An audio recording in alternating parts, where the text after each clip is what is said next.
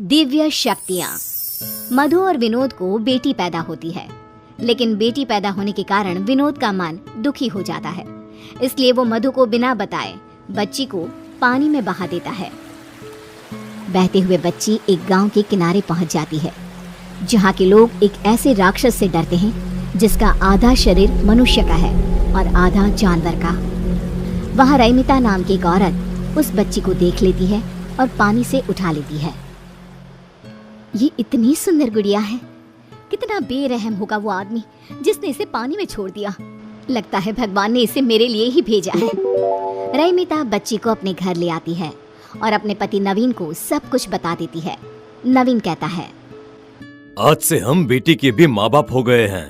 अब इस घर में भी चहल पहल हो जाएगी। अब मेरी गुड़िया का नाम किंजल होगा। रैमिता और नवीन किंजल को अपनी बेटी बनाकर अपने साथ रख लेते हैं। जब रैमिता किंजल के कपड़े बदलती है तो उसकी पीठ पर एक त्रिशूल का निशान देखती है और तुरंत गांव की एक बूढ़ी औरत को बुलाती है और उसे निशान दिखाती है। ये कोई मामूली लड़की नहीं लग रही, इसके अंदर कोई ना कोई दिव्य शक्ति जरूर होगी जो तुम्हें इसके बड़े होने पर पता चलेगी। लगता है ये इस गांव को बचाने के लिए आई है। सालों पहले एक पंडित ने कहा था कि इस गांव को बचाने के लिए एक दिव्य शक्ति आएगी जो इस गांव को राक्षस के प्रकोप से बचा लेगी। ये क्या कह रही हैं आप? मेरी बेटी को इन सब में मत घसीटिए। तुम चिंता क्यों कर रही हो? इसे थोड़ा बड़ा होने दो, फिर तुम सब कुछ खुद ब खुद समझ जाओगी। मुझे समझ में आ गया है, भगवान ने हम दुखियारों के लिए मसीहा भेज दिया है।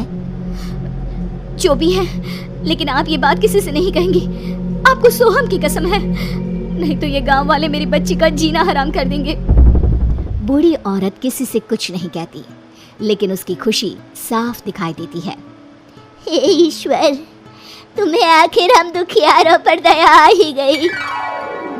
दिन गुजरने लगते हैं, किंजल बड़ी होने लगती है। दूसरी ओर राक्षस का कहर बढ़ता ही जा रहा था। राक्षस रात के अंधेरे में लोगों को उठाकर ले जाता है और दिन को वो लोग मरे हुए पाए जाते हैं। एक दिन बुढ़िया रात को सोहम के पास जाकर कहती है, बेटा, इस गांव को हमें छोड़ देना चाहिए। वो राक्षस अगर तुम्हें ले जाएगा तो मेरा क्या होगा?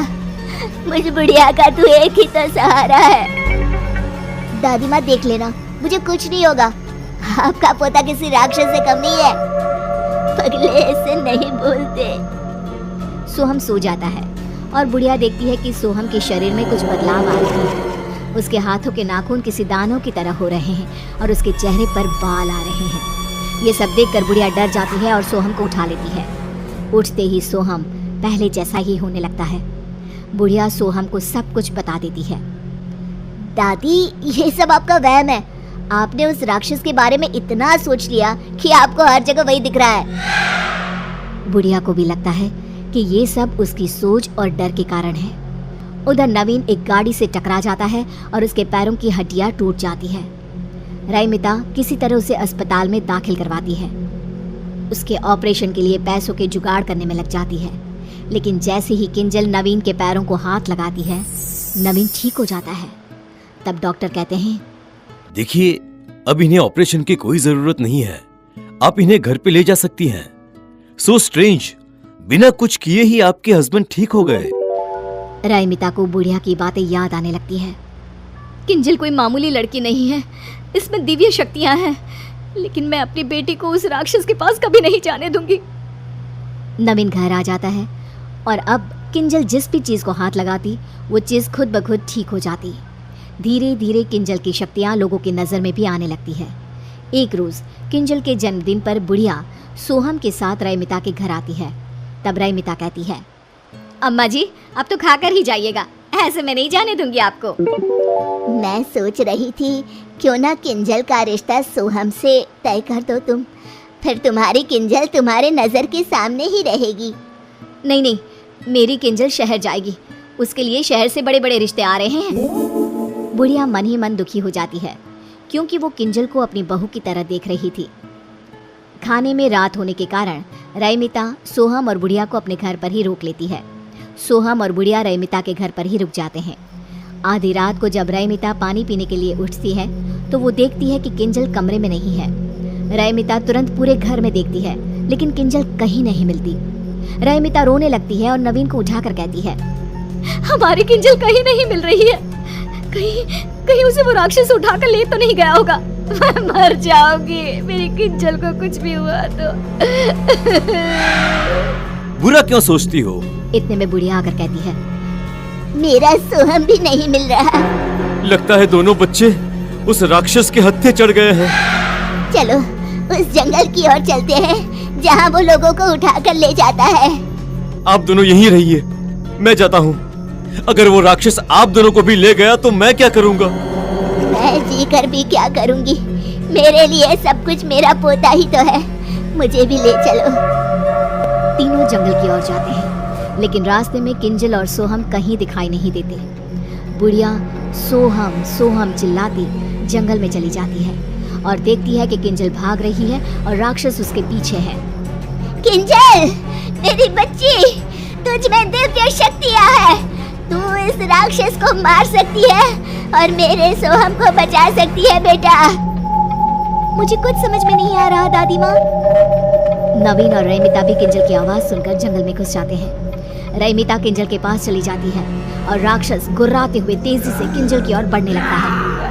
मेरी बेटी को छोड़ दे, चाहे मेरी जान ले ले। राक्षस रईमिता को मारने आता है और किंजल अपनी माँ को बचाने के लिए चाकू राक्षस को मार देती है। राक्षस गुर्राने लगता है और जमीन पर गिर जाता है। अब मेरा सोहम भी मिल जाए बस।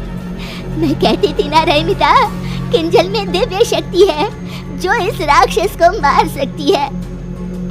राक्षस का शैतानी रूप गायब हो जाता है और वो अपने असली रूप में, जो कि सोहम का है, उसमें आ जाता है। सोहम, इन सब के पीछे तुम थे? नहीं, ये सोहम नहीं है। सोहम को राक्षस ने अपने वश में कर लिया था। हर 21 साल में वो अपना शरीर बदलता है। इस बार वो सोहम को चुनने वाला था। किंजल, तुम ना होती तो मैं बुढ़िया अपना आखिरी सहारा भी खो देती। गांव राक्षस के कहर से मुक्त हो जाता है और किंजल की शादी सोहम से हो जाती है। रेवती अपने पति और बेटे सुधीर के साथ चंदन नगर में रहती थी। चंदन नगर एक छोटा सा नगर था। एक दिन सुधीर अपनी माँ को बताता है कि उसे नेहा नाम की लड़की से प्यार हो गया है जो दिल्ली में रहती है। क्या? जिस लड़की से तू प्यार करता है वो दिल्ली की है? अरे दिल्ली तो कितना बड़ा शहर है। हाँ माँ, मैं नेहा से शादी करना चाहता हूँ। अरे इतने बड़े शहर की बहू हमारे घर आएगी, मेरी तो शान ही अलग होगी मेरी सहेलियों के सामने। अरे माँ बताओ ना, कुछ पूछ रहा हूँ मैं। शादी के लिए आपकी हाँ है कि नहीं? अरे हाँ है मेरी तरफ से, बहुत बड़ी हाँ बस। सुधीर और नेहा की शादी हो जाती है। नेहा जीन्स पहनकर रसोई में काम कर रही होती है, तभी वहाँ रेवती आ जाती है। वाह, क्या मॉडर्न बहू पाई है तूने रेवती। मम्मी जी, आज खाने में क्या बनाना है? बहू, तू ना इस जीन्स में बहुत अच्छी लग रही है। थैंक यू मम्मी जी, आपको ये जीन्स पसंद है? हाँ, मुझे ना ये मॉडर्न कपड़े बड़े ही अच्छे लगते हैं। तो मम्मी जी आप भी पहनिए ना, आप पर जीन्स बहुत अच्छी लगेगी। क्या मैं सच में मुझ पर अच्छे लगेंगे ऐसे कपड़े?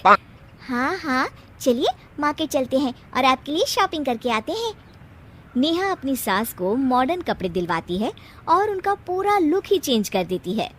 रेवती जींस टॉप पहनकर गॉगल्स लगाकर घर में आती है और बेल बजाती है। राजेश दरवाज़ा खोलता है और अपनी पत्नी को पहचान ही नहीं पाता। जी बहन जी, बोलिए। अरे पापा जी, ये मम्मी जी हैं। क्या रेवती तुम? मैं। अरे ये क्या हुलिया बना रखा है रेवती? क्यों, जैसी बहू वैसी सास। अब तो आप आदत डाल ही लो जी मुझे ऐसे जींस में देखने की। रेवती को मॉडर्न बनने में बहुत ही मजा आता है और वो हर दिन नए नए कपड़े पहनकर देखती रहती। एक दिन वो अपनी बहू के पास आती है। बहू, बड़े शहरों में जैसे किटी पार्टी होती है, बड़ा मजा आता होगा ना? हाँ मम्मी जी, मज़ा तो आता है। तो क्यों ना हम भी यहाँ किटी पार्टी रखें? राजेश किटी पार्टी का नाम सुनते ही गुस्सा करने लगता है। नहीं नहीं, इस घर में कोई किटी विटी पार्टी नहीं होगी। रेवती, तुम कुछ ज्यादा ही मॉडर्न बनती जा रही हो। मॉडर्न बनना अच्छी बात है, पर अपने घर के तौर तरीकों का भी ख्याल रखा करो। आप तो बस कुएं के मेंढक ही रहना, उससे आगे बढ़ना कभी भी नहीं। मैं तो इस घर में किटी पार्टी करूंगी, मैंने फैसला कर लिया है। रेवती अपनी सारी सहेलियों को पार्टी के लिए बुला लेती है और खुद जींस टॉप पहनकर उनके सामने आती है। अरे रेवती, ये क्या पैंट पहन रखा है तूने?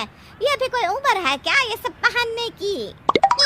अरे वो कहते हैं ना, बूढ़ी घोड़ी लाल लगाम। तुम लोगों को नहीं पता, आजकल बड़े बड़े शहरों में सब ऐसे ही कपड़े पहनते हैं। वो कहते हैं ना, अंगूर खट्टे हैं। पार्टी खत्म हो जाती है और रेवती को चक्कर आने लगते हैं। वो गिर पड़ती है। अरे क्या हुआ रेवती, तुम ठीक तो हो? हाँ हाँ ठीक हूँ मैं, वो सुबह से कुछ खाया नहीं ना इसलिए। क्यों मम्मी जी, आपने खाना क्यों नहीं खाया सुबह से? अरे बहू, मैंने सोचा थोड़ा डाइटिंग करती हूँ तो जींस जो अभी टाइट आती है ढीली हो जाएगी। तुम शहर वाले भी तो डाइटिंग कर करके ही पतले हो जाते हो ना। मम्मी जी, डाइटिंग का मतलब भूखे रहना नहीं होता, बल्कि हेल्दी खाना होता है। रेवती, हमें दूसरों की जीवन शैली को अपनाने से पहले उसकी पूरी जानकारी लेनी चाहिए, समझी? हाँ हाँ समझ गई। हेलो दोस्तों, ऐसी अच्छी अच्छी वीडियो देखने के लिए हमारे चैनल को लाइक और सब्सक्राइब करें।